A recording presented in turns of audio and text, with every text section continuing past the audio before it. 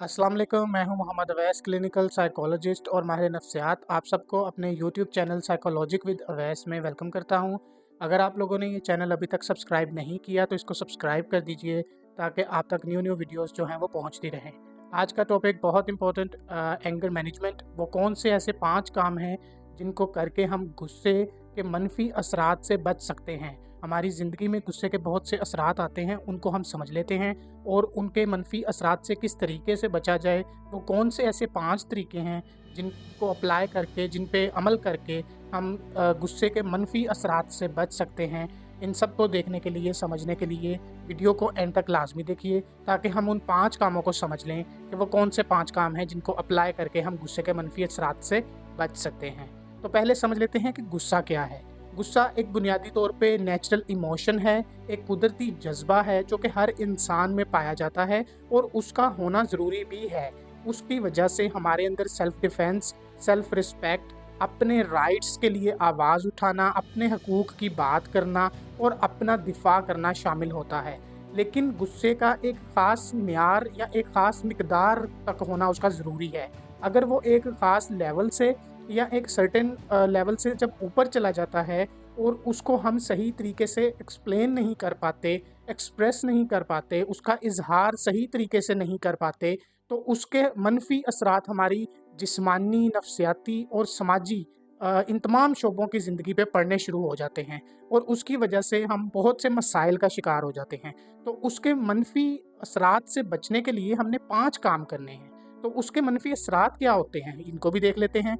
जिस्मानी तौर पे अगर देखा जाए तो बहुत सी जिस्मानी बीमारियां हमें गुस्सा करने की वजह से लाहक हो सकती हैं, जिनमें ब्लड प्रेशर, दिल के अमराज और स्ट्रोक वगैरह शामिल है। इसके साथ साथ अगर नफसियाती अमराज की बात की जाए तो गुस्से के मनफी असरात की वजह से हमें डिप्रेशन या एंजाइटी और इस तरीके के दूसरे नफसियाती मसाइल और बीमारियां हो सकती हैं। और इसके साथ साथ अगर हम समाजी मामलात की बात करें तो हमारे इंटरपर्सनल रिलेशनशिप्स, हमारी फैमिली और हमारे दीगर मामलात जो हैं वो गुस्से के मनफी असरात की वजह से ख़राब होना शुरू हो जाते हैं। तो हमने क्या करना होता है कि गुस्से को इज़हार के लिए मुनासिब तरीके इस्तेमाल करने होते हैं ताकि हम वो गुस्सा उसको इज़हार भी कर दें और किसी को उसका नुकसान भी ना हो और हमारी और हमारे इर्द-गिर्द के लोगों की ज़िंदगी पे कोई मनफी असरात ना आएँ उस गुस्से के। तो हम फ़ौरन से उन 5 कामों को देख लेते हैं कि वो कौन से ऐसे 5 काम हैं जिनको करने की वजह से हम गुस्से के मनफी असरात से बच सकते हैं। नंबर 1 पे है आइडेंटिफाई ट्रिगर्स।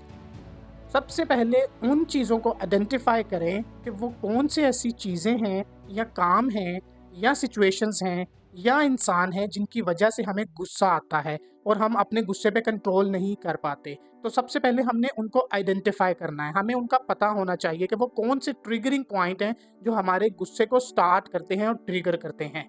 नंबर 2 पे है डू नॉट रिएक्ट इमीडिएटली। हमने फौरी रद्द-ए-अमल नहीं देना।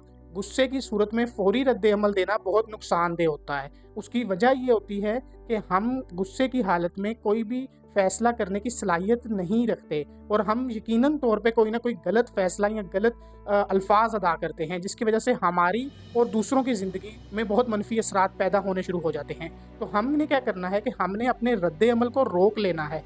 थोड़ी देर के लिए हमने चीज़ों से ब्रेक ले लेनी है और सोचना है, फिर रिलैक्स होना है, फिर ठंडे होना है और फिर उसको जब हम देखेंगे तो अब हम उसको दूसरे एंगल से देख रहे होंगे जिसको हम पहले से नहीं देख पा रहे थे। तो हमने सबसे पहले कोशिश करनी है कि डू नॉट रिएक्ट इमीडिएटली, फौरी रद्द-ए-अमल हमने नहीं देना। नंबर 3 पे है डू नॉट टेक डिसीजंस। बिल्कुल भी आपने गुस्से में कोई भी डिसीजन नहीं लेना, कोई भी फ़ैसला नहीं लेना। जैसे कि हमने पहले देखा कि गुस्से में हम फ़ैसला करने की सलाहियत या तो खो देते हैं या बहुत कम हो जाती है या फिर हम कोई गलत फ़ैसला कर लेते हैं। हमने वो गुस्से की हालत में कोई भी डिसीजन नहीं लेना और बिल्कुल भी नहीं लेना, और अगर हम कोई डिसीजन ले लेते हैं तो ज़ाहिरी बात है कि वो ऐसा डिसीजन होगा कि जो कि गुस्से की हालत में लिया गया है, जिस पे हम बाद में सोचने पे मजबूर हो जाएँगे, उसी के बारे में सोचना शुरू हो जाएँगे। और अगर फॉर एग्ज़ाम्पल हम गुस्से की हालत में कोई डिसीजन ले भी लेते हैं तो कम से कम हमने उसको दूसरों से शेयर नहीं करना। उसकी रीज़न ये है कि अगर हम गुस्से की हालत में कोई गलत डिसीजन ले लेते हैं और उसको दूसरों से शेयर कर लेते हैं, तो फिर हमारे पास उसके वापस जाने के रास्ते बंद हो जाते हैं। फिर हमें उस डिसीजन पे हर हाल में अमल करना पड़ता है। तो इस चीज़ से बचने के लिए कि जब हम रिलैक्स होंगे, ठंडे होंगे, तो हम शायद अपना डिसीजन बदल सकें। तो अगर हमने किसी के साथ वो चीज़ शेयर नहीं की होगी, तो हमारे पे एक्स्ट्रा प्रेशर नहीं होगा उस चीज़ को फुलफ़िल करने का। तो इस तरीके से हमारे पास मार्जिन होगा अपने फैसले को रिविज़िट करने का, रिव्यू करने का, और हमारे पास वापसी के दरवाज़े खुले रहेंगे। तो हमने सबसे पहले तो कोशिश करनी है कि do not take any decision, और अगर ले भी लेते हैं तो कम से कम उसको किसी से शेयर ना करें ताकि हमारे पास मार्जिन रहे वापसी का। एंड नंबर 4 पे है असर्टिव कम्युनिकेशन। असर्टिव कम्युनिकेशन को आम अल्फाज में अगर एक्सप्लेन किया जाए तो उसका मतलब ये होता है कि अपनी बात को, अपने कंसर्न को, अपनी पर्सपेक्टिव को, अपने नुक्ता नज़र को रिस्पेक्टेबल वे में, पोलाइट वे में, अच्छे अंदाज में दूसरे शख्स के साथ बयान करने को असर्टिव कम्युनिकेशन कहते हैं। तो जिस भी बात का गुस्सा है, जिस भी बात पे मसला आ रहा है, उसको हम अच्छे तरीके से, पोलाइट वे में, नरम अंदाज में, रिस्पेक्टेबल तरीके से, इज़्ज़त के साथ अगले को अपना कंसर्न बता सकते हैं और उसको इस चीज़ के बारे में रियलाइज़ करवा सकते हैं कि हमें इस चीज़ ने तकलीफ़ दी है और आप काइंडली इसको ना कीजिए। तो इस तरीके से क्या होता है कि हमें बहुत ज़्यादा गुस्से को कंट्रोल करने में मदद मिलती है, और साथ में ये भी होता है कि अगले को भी गुस्सा नहीं आता और चीज़ें ख़राब होने की बजाय बेहतरी की तरफ जाती हैं, और हमने यही कोशिश करनी है कि चीज़ें ख़राब होने की बजाय बेहतरी की तरफ जाएँ। तो हम जब असर्टिव कम्युनिकेशन का इस्तेमाल करते हैं तो उसका हमें ये फ़ायदा होता है कि एक तो हमारा गुस्सा एक्सप्रेस हो जाता है, बयान हो जाता है, और हमारे अंदर से फ्रस्ट्रेशन भी निकल जाती है, और अगले को उसका पता भी लग जाता है और उसको बात भी बुरी नहीं लगती। तो असर्टिव कम्युनिकेशन बहुत इंपॉर्टेंट है। नंबर 5 है डिस्ट्रैक्ट योरसेल्फ। अपने आप को डिस्ट्रैक्ट कर लें। जिस भी सिचुएशन में हम हैं, अगर हम किसी सिचुएशन में हैं जिसमें हमें गुस्सा आ रहा है, तो अपने आप को उससे हटा लें, अपने आप को विथड्रॉ कर लें, उसमें से निकाल लें। एक कमरे में हैं तो दूसरे कमरे में चले जाएँ, एक सिचुएशन पे हैं तो दूसरी सिचुएशन पे चले जाएँ।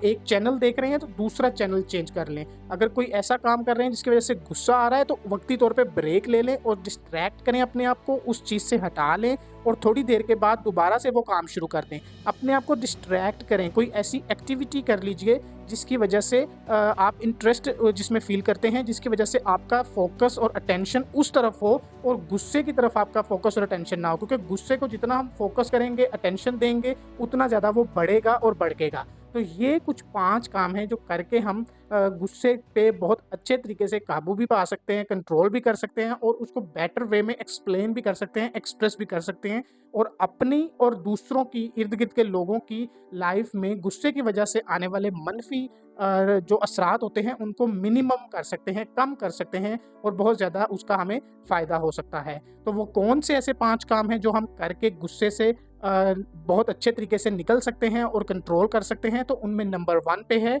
Identify triggers. उन चीज़ों को आइडेंटिफाई करें कि जो हमारे गुस्से को बढ़ाती हैं, जो गुस्से को स्टार्ट करती हैं।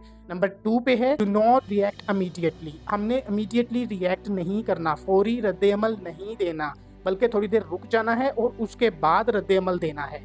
एंड नंबर 3 पे है do not take any decision. कोई भी गुस्से की हालत में डिसीजन नहीं लेना, फैसला नहीं लेना, क्योंकि गुस्से की हालत में लिया गया डिसीजन यकीनन ख़राब होगा और हमारे लिए नुकसानदेह होगा। नंबर 4 पे है असर्टिव कम्युनिकेशन। अपनी बात को पोलाइट और रिस्पेक्टेबल वे में अच्छे तरीके से, अच्छे अल्फाज के साथ किसी को बता देना, इसको असर्टिव कम्युनिकेशन कहते हैं, जिससे हम गुस्से का बेहतर इजहार कर सकते हैं और नुकसान से भी बच सकते हैं। और नंबर 5 पे है डिस्ट्रैक्ट योरसेल्फ। अपने आप को हटा लें उस चीज़ से, किसी दूसरे काम में इन्वॉल्व कर लें, ताकि हमारे गुस्से को ज़्यादा हवा ना मिले और हमारा गुस्सा ज़्यादा भड़के नहीं, और हम अपने आप को वक्ती तौर पे रिलैक्स कर सकें। आई होप आपको ये 5 काम करने से गुस्से को कंट्रोल करने में और एक्सप्रेस करने में बहुत ज़्यादा हेल्प मिलेगी। तो नेक्स्ट वीडियो तक के लिए इजाज़त दीजिए। अल्लाह हाफ़िज़।